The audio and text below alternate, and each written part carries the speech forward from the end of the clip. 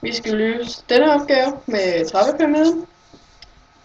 Først skal vi lave en tabel, hvor vi skriver lag her. Og 1, 2, 3, 4, 5 og 6. Så ved siden af skriver vi antal centi på centicubes.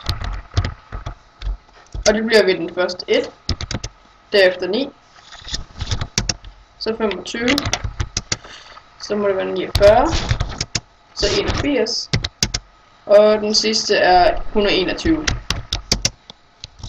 Derefter markerer vi tabellen og går op på de små grafer og trykker her og vælger denne. Så går vi herned og vælger polynomial, fordi det er en polynomial funktion, hvilket man kan se på grafens form. Og så dukker funktionsforskriften op her. Så er vi færdige med den opgave. Så nu kan vi godt lige lukke den. Sådan der. Så skriver vi samlet i boksen her ved siden af. I den første er antal 1.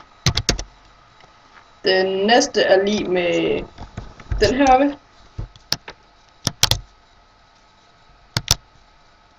Plus den her ved siden af. Og så trækker vi den bare ned sådan her. Sådan. Og så markerer vi lag og samlet.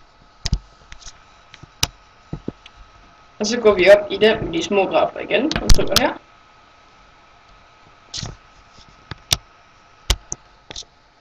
Hvor det så må være en polynomial i 3. grad. Og så er y lige med 0x i 3. minus 0x i 2. plus 0,06 x plus 1,21. Og det var så den opgave.